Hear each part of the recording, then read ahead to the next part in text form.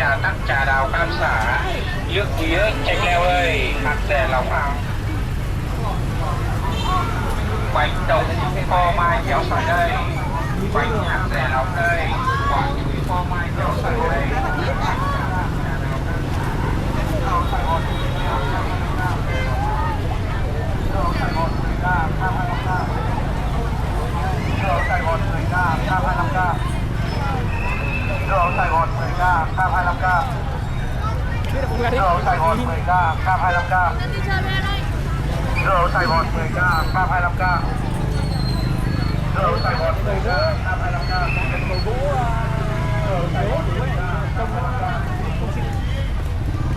Bèo. Từ từ thôi. Một số ở đây nhỉ? Hàng rồi hết tiền được cho cái gì nào?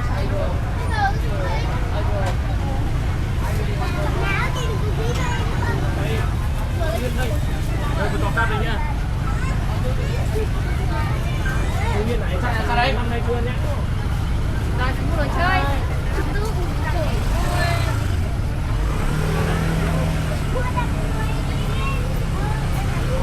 Không hám ô cô.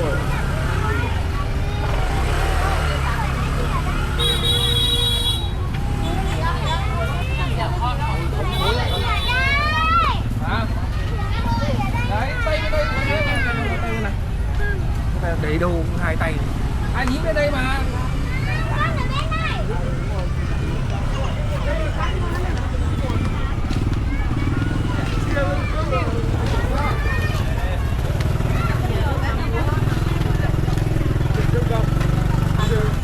Em vừa làm cái sốt chua ngọt với cho bao tiền cái bát ô tô đấy anh ơi? Bao tiền cái bát ô tô? Bát nào hả chị? Đấy, đồng giá 40.000 đồng.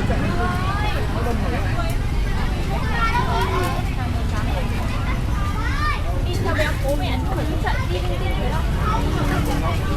Con lạc con đấy. Vâng ạ, không. Anh đi qua.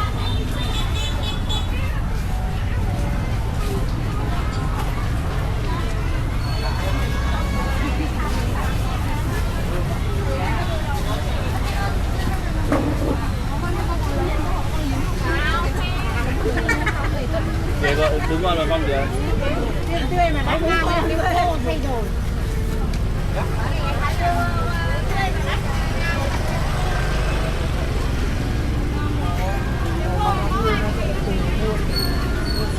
Hết không hết.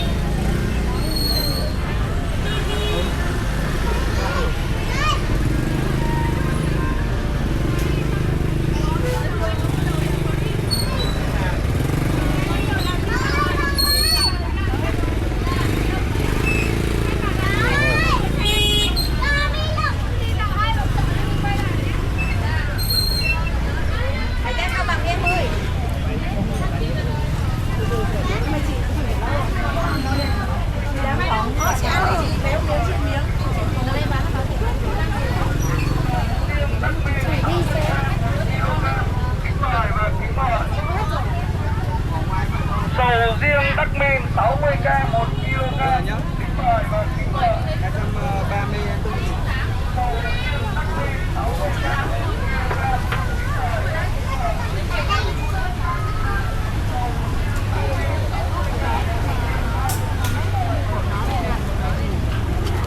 riêng Đắc Min 60k 1 kg. Đây bán bát.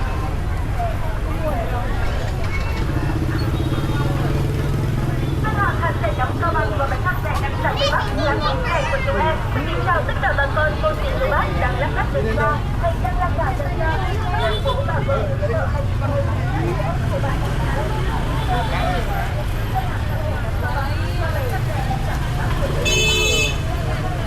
Món chủ Nhật Bản 10.000 một lạng, kính mời, kính mời.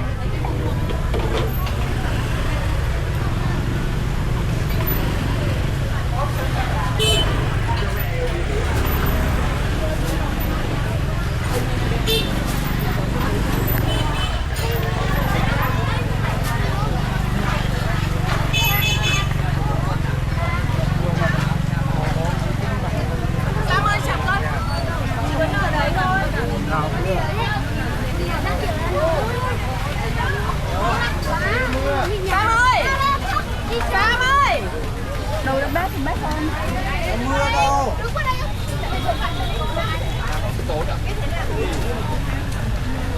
Có người là cho các bạn ngồi. Đây hỏi người ta khám chữa bệnh lâu.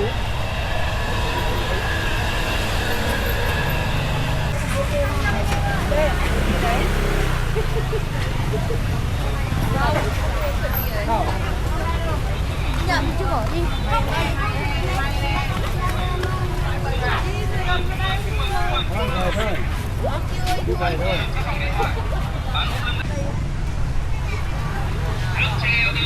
Trà chanh thái xanh, trà bắt pha bằng lục trà. 10.000 một ly, 10.000 ly. Mưa này các bạn.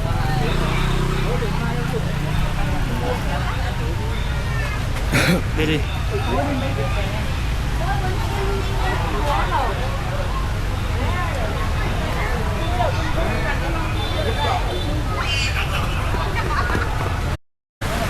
Giá trân trọng bởi trở về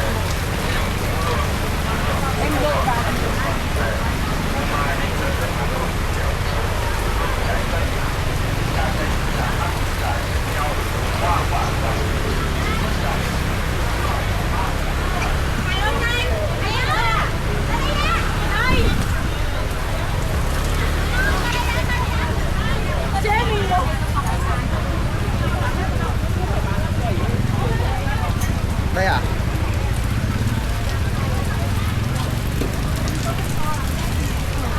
Nhưng mà ướt.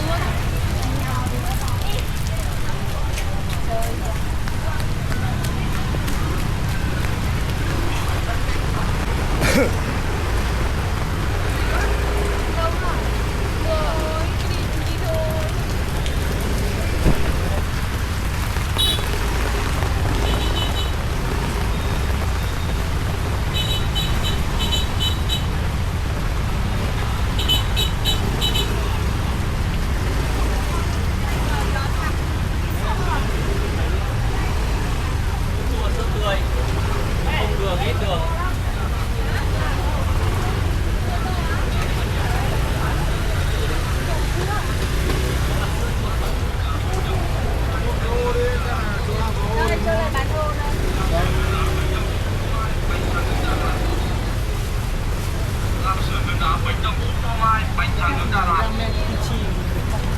Làm sườn nước đá bánh đậu hũ phô mai, bánh tráng nước Đà Lạt. Kẹo dẻo ơi là dẻo, ngon ơi là ngon luôn nào. Ô mai kẹo dẻo kẹo chip xin kính mời và kính mời. Xin kính chào quý khách đến với gian hàng ô mai chip kẹo dẻo của chúng em. Tại đây quý khách được trở về tuổi thơ để lựa chọn những sản phẩm kẹo dẻo kẹo chip ô mai được mix từ tất cả các loại hoa quả thơm ngon nhất. Kẹo dẻo ơi.